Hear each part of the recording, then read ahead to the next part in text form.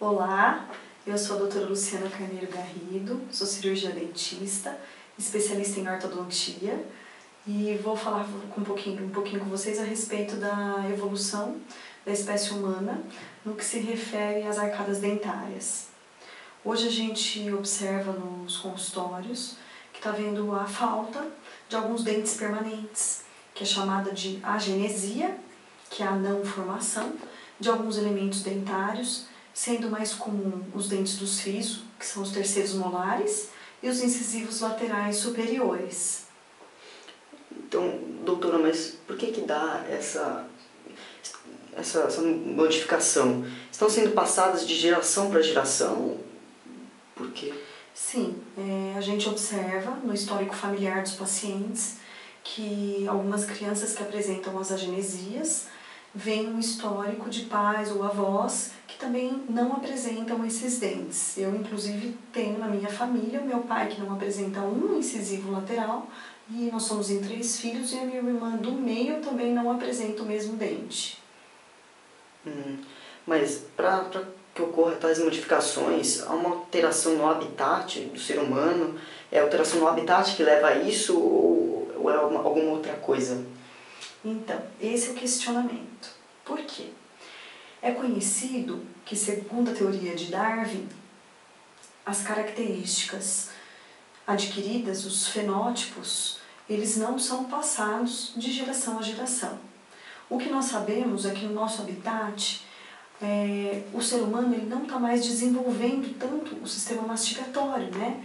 Então, alimentos duros como a maçã, a beterraba, a cenoura crua, o rabanete, não existe mais uma trituração desses alimentos e o músculo não está levando uma requisição de crescimento ao osso. É claro que o crescimento do nosso esqueleto, dos ossos, se deve aos fatores genéticos, ao nosso DNA, nossa história genética familiar, mas também a uma requisição local. Nós sabemos que uma perna engessada, por exemplo, os músculos se atrofiam. E o nosso sistema mastigatório está sofrendo um atrofiamento. As nossas arcadas estão ficando finas, atrésicas, fechadas, atrofiadas, e o nosso crânio está se sobressaindo no nosso esqueleto de cabeça e pescoço. Doutora, mas isso é visível somente nas famílias que têm uma pessoa... Um histórico genético? Um histórico genético? Não. Então, aí vem a pergunta, a falta da mastigação, da requisição mastigatória sobre o osso, sobre os dentes, estaria estimulando a agenesia, a falta da formação dos dentes? Então há uma contradição aí, né? Um confronto, porque a teoria de Darwin, que foi corroborada agora pelo estudo da genética, com a teoria neo-darwiniana, né? Que foi corroborada, está se opondo ao fato das pessoas transmitirem aos seus descendentes uma característica adquirida pelo hábito. Exatamente. O que nós sabemos? Um halterofilista, por exemplo, lá, o cara é bombado. Ele não vai passar geneticamente essa característica para o filho, senão o nenenzinho dele lá na maternidade ia ser o bombadinho, né? Mas o que a gente sabe é que o ser humano está sofrendo um processo de mutação, sim. Está muito comum, isso é um fato. Esses dentes não estão se formando embriologicamente. Não há a formação desses dentes e isso está cada vez mais comum nos consultórios. Então, retomando a teoria de Lamarck, que foi uma teoria da evolução desenvolvida antes mesmo de Darwin, ele dizia que a partir do uso ou o não uso de certas partes do corpo, elas se atrofiariam ou se desenvolveriam ainda mais. Só que isso foi derrubado pela genética e tal, mas pelo que você diz, isso é visto hoje em dia. O que nós sabemos na prática da ortodontia, a falta do uso dos músculos da mastigação está atrofiando os maxilares, então nós temos que dispor de aparelhos que vão fazer com que as arcadas sejam estimuladas a crescer, com forças que vão estimular esse crescimento.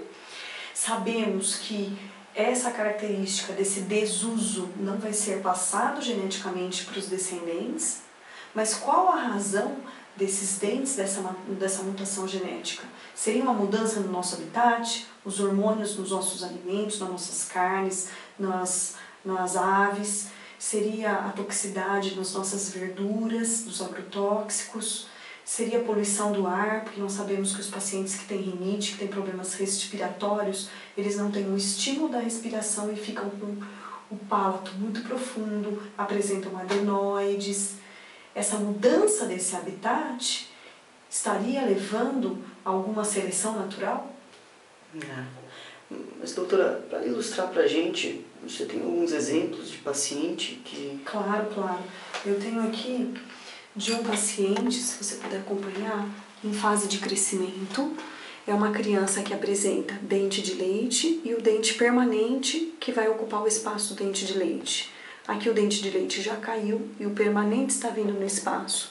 Nós temos aqui um canino de leite com um canino de permanente ainda lá no alto, na altura aqui da base do nariz.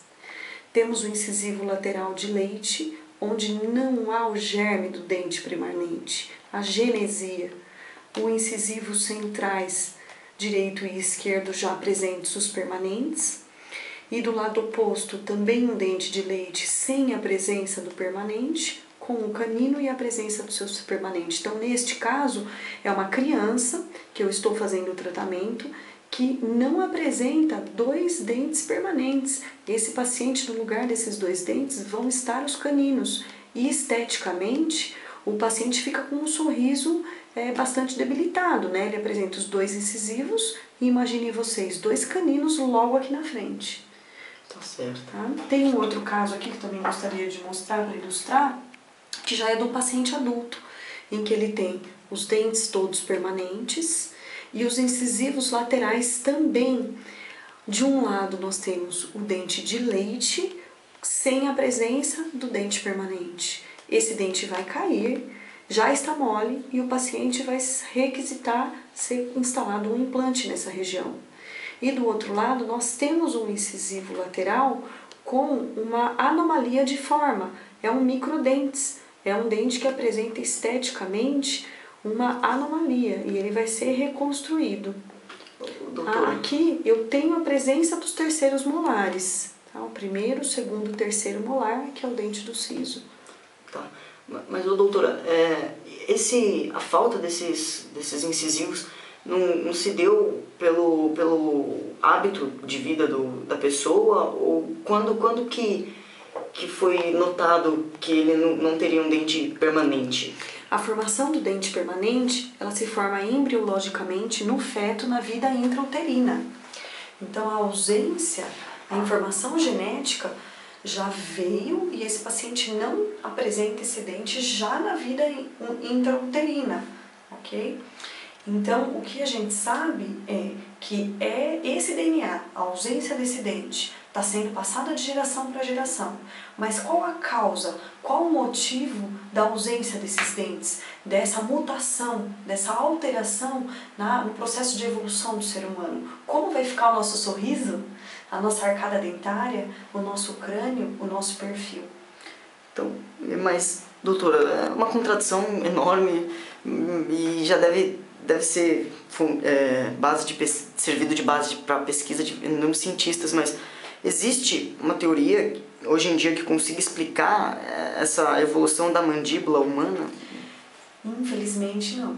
A gente, pelo menos assim, no que eu tenho pesquisado, fui inclusive até Londres, conheci o Museu de História Natural, onde tem o acompanhamento do trabalho de Darwin, e não existe ainda nem uma explicação científica para essas agenesias. É uma pergunta aí que muito atual, muito pertinente, que é um fato que está nos consultórios e é a nossa evolução. Para onde nós vamos? Para onde nós vamos. É isso. Muito obrigado, doutora, e Obrigada. até a próxima. Até.